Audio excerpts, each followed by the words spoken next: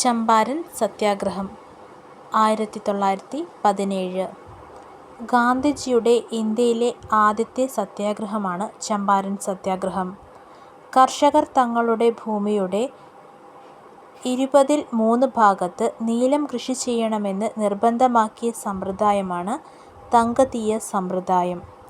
തങ്കതീയ സമ്പ്രദായവുമായി ബന്ധപ്പെട്ട പ്രക്ഷോഭമാണ് ചമ്പാരൻ സത്യാഗ്രഹം. ഗാന്ധിജി ഇന്ത്യൻ രാഷ്ട്രീയത്തിൽ സജീവമാകാൻ കാരണമായ സത്യാഗ്രഹമാണിത്. ചമ്പാരനിലേക്ക് ഗാന്ധിജിയെ അനുഗമിച്ച പ്രമുഖരാണ് ജെ.ബി. കൃപലാനി, നരഹരി പരേഖ്, ബ്രജ് കിഷോർ എന്നിവർ.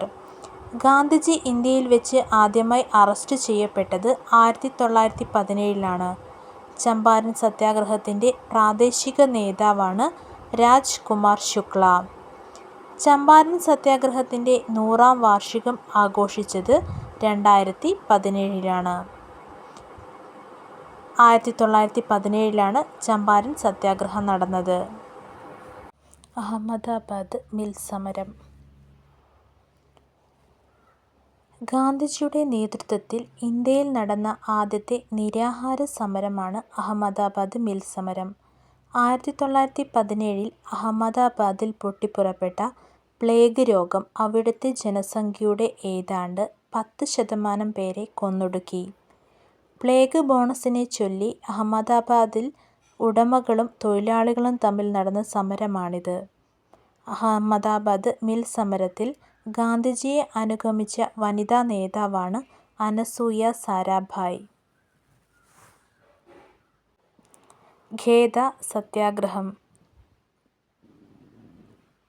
ഗുജറാത്തിലെ ഖേദ ജില്ലയിൽ കർഷകർ നടത്തിയ പ്രക്ഷോഭമാണ് ഖേദ സത്യാഗ്രഹം. 1918 ഖേദ സത്യാഗ്രഹം നടന്നത്. ഖേദ സത്യാഗ്രഹത്തിൽ ഗാന്ധിജിയെ അനുഗമിച്ച പ്രധാന നേതാക്കൾ സർദാർ വല്ലഭായ് പട്ടേൽ, ഇന്ദുലാൽ യാനിക്. ബ്രിട്ടീഷ് ഭരണകൂടത്തിനെതിരെ ഗാന്ധിജി ഇന്ത്യയിൽ നടത്തിയ ആദ്യ സത്യാഗ്രഹമാണിത്. ഗാന്ധിജി നടത്തിയ ആദ്യ നികുതി നിഷേധ സമരവും ഖേദ സത്യാഗ്രഹമാണ്. റൗലറ്റ് നിയമം.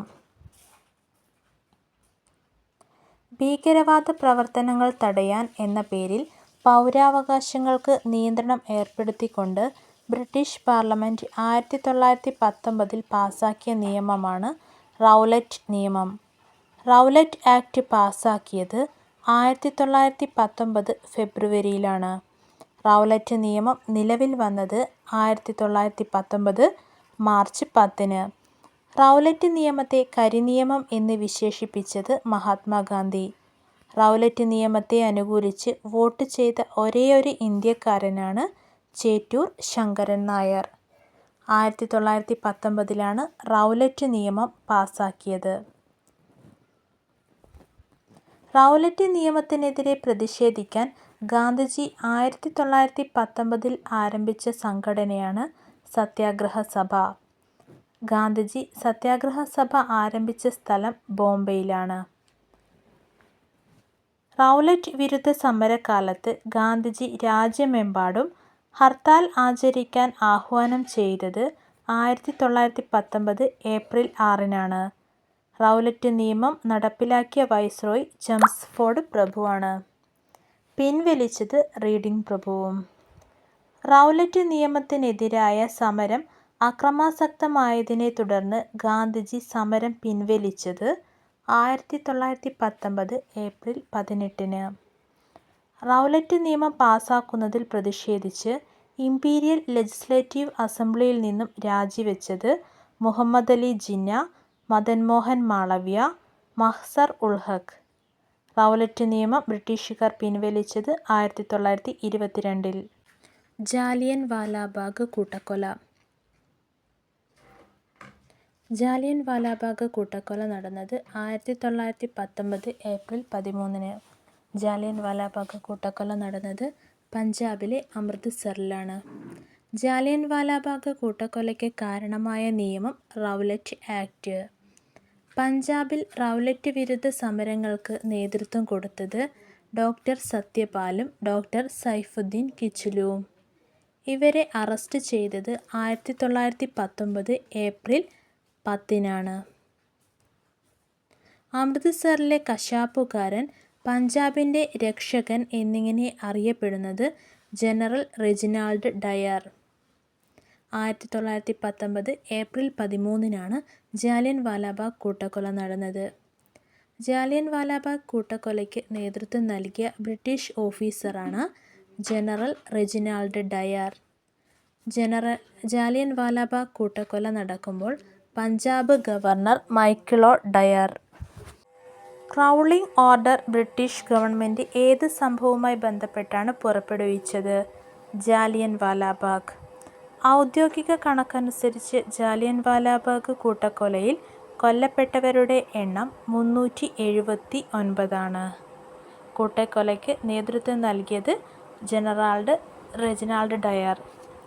സ്വാതന്ത്ര്യസമരവുമായി ബന്ധപ്പെട്ട ഏത് സംഭവത്തിനാണ് 2019 ബ്രിട്ടൻ ഖേദം പ്രകടിപ്പിച്ചത്? ജാലിയൻവാലാബാഗ് കൂട്ടക്കൊലയ്ക്ക്. ജാലിയൻവാലാബാഗ് കൂട്ടക്കൊലയെക്കുറിച്ച് അന്വേഷിക്കാൻ നിയോഗിക്കപ്പെട്ട കമ്മീഷനാണ് Hunter commission.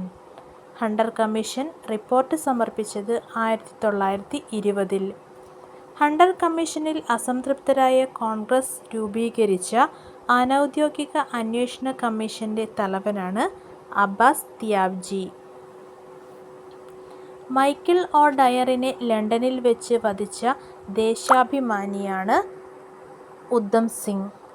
Udham Singh Michael ഡയറിനെ വധിച്ചത് 1940 മാർച്ച് 13-ന്. ഉദ്ധം സിംഗിനെ തൂക്കിലേറ്റിയത് 1940 ജൂലൈ 31-നും. ജാലിയൻവാലാബാഗ് കൂട്ടക്കൊലയിൽ പ്രതിഷേധിച്ച് സർ പദവി തിരിച്ചു നൽകിയ നേതാവാണ് രവീന്ദ്രനാഥ് ടാഗോർ. ജാലിയൻവാലാബാഗ് കൂട്ടക്കൊലയിൽ പ്രതിഷേധിച്ച് വൈസ്രോയിയുടെ എക്സിക്യൂട്ടീവ് കൗൺസിലിൽ നിന്നും രാജിവെച്ച നേതാവാണ് ചേറ്റൂർ ശങ്കരൻ നായർ. അങ്ങേയറ്റം ലജ്ജാവഹം എന്ന് വിശേഷിപ്പിച്ചത് ബ്രിട്ടീഷ് പ്രധാനമന്ത്രി ഡേവിഡ് കാമറൂൺ. ഇതിനെ പൈശാചിക സംഭവം എന്ന് വിശേഷിപ്പിച്ചത് വിൻസ്റ്റൺ ചർച്ചിൽ. റൂത്ത്ലെസ് മർഡർ എന്ന് വിശേഷിപ്പിച്ചത് CF ആൻഡ്രൂസ്. ബ്രിട്ടീഷ് ഇന്ത്യയുടെ കറുത്ത ദിനം എന്ന് വിശേഷിപ്പിച്ചത് വാലന്റൈൻ. ഖിലാഫത്ത് പ്രസ്ഥാനം. ഖിലാഫത്ത് പ്രസ്ഥാനത്തിൻ്റെ ഇന്ത്യയിലെ നേതാക്കൾ മൗലാന മുഹമ്മദ് അലി, മൗലാന ഷൗക്കത്ത് അലി. ഗാന്ധിജിയുടെ ശേഷിയുള്ള 2 കരങ്ങൾ എന്നറിയപ്പെടുന്നത് മൗലാന മുഹമ്മദ് അലി, മൗലാന ഷൗക്കത്ത് അലി എന്നിവരെയാണ്. അഖിലേന്ത്യാ ഖിലാഫത്ത് ദിനം ഒക്ടോബർ 17. ഖിലാഫത്ത് പ്രസ്ഥാനവുമായി ബന്ധപ്പെട്ട് ഗാന്ധിജി ആദ്യമായി കേരളം സന്ദർശിച്ചത് 1920-ലാണ്. ഖിലാഫത്ത് പ്രസ്ഥാനവുമായി ബന്ധപ്പെട്ട് കേരളത്തിൽ നടന്ന കലാപമാണ് മലബാർ കലാപം. നിസ്സഹരണ പ്രസ്ഥാനം. ഗാന്ധിജിയുടെ നേതൃത്വത്തിൽ ഇന്ത്യൻ നാഷണൽ കോൺഗ്രസ് നടത്തിയ ആദ്യ ദേശീയ പ്രക്ഷോഭമാണ് 1920-ലെ നിസ്സഹരണ പ്രക്ഷോഭം. ഗാന്ധിജി നിസ്സഹരണ പ്രസ്ഥാനം ആരംഭിക്കാൻ തീരുമാനിച്ചത് 1920 ആഗസ്റ്റ് 1-ന്. നിസ്സഹരണ പ്രസ്ഥാനം ആരംഭിക്കാൻ നിശ്ചയിച്ച ദിവസം അന്തരിച്ച പ്രമുഖ ദേശീയ നേതാവാണ് ബാലഗംഗാധര തിലക്. ഇന്ത്യൻ ദേശീയ പ്രസ്ഥാനത്തിൻ്റെ യൂണിഫോം ഖാദിയായി തീർന്നത് 1921-ൽ. നിസ്സഹരണ പ്രസ്ഥാനം പിൻവലിക്കാൻ കാരണമായത് ചൗരി ചൗര സംഭവം.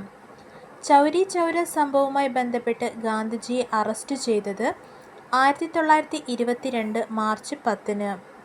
ജനങ്ങൾക്ക് അഹിംസയുടെ മാർഗം ശരിയായി മനസ്സിലായില്ല എന്ന് ഗാന്ധിജി വിശേഷിപ്പിച്ച സംഭവമാണ് ചൗരി ചൗര സംഭവം. ഗാന്ധിജിയെ ചൗരി ചൗര സംഭവവുമായി ബന്ധപ്പെട്ട് തടവിലാക്കിയ ജയിൽ യർവാദ. ചൗരി ചൗര സംഭവത്തെ ഹിമാലയൻ ബ്ലണ്ടർ എന്ന് വിശേഷിപ്പിച്ചത് ഗാന്ധിജിയാണ്. 1922 ഫെബ്രുവരി 5-നാണ് ചൗരി ചൗര സംഭവം നടന്നത്. നിസ്സഹരണ പ്രസ്ഥാനം പിൻവലിക്കാനുള്ള തീരുമാനത്തെ ദേശീയ ദുരന്തം എന്ന് വിശേഷിപ്പിച്ചത് സുഭാഷ് ചന്ദ്രബോസ്. നിസ്സഹരണ പ്രസ്ഥാനം ആരംഭിക്കുമ്പോൾ വൈസ്രോയി ചെംസ്ഫോർഡ് പ്രഭു. നിസ്സഹരണ പ്രസ്ഥാനം തീവ്രതയിലെത്തുകയും പിൻവലിക്കുകയും ചെയ്തപ്പോൾ വൈസ്രോയി റീഡിംഗ് പ്രഭു. സരാബന്ദി പ്രക്ഷോഭം സംഘടിപ്പിച്ച നേതാവ് സർദാർ വല്ലഭായ് പട്ടേൽ. നിസ്സഹകരണ പ്രസ്ഥാനം അവസാനിപ്പിക്കാനുള്ള പ്രമേയം പാസാക്കപ്പെട്ടത് 1922 ഫെബ്രുവരി 12-നാണ്. 1922 ഫെബ്രുവരി 5-നാണ് ചൗരി ചൗര പ്രക്ഷോഭം.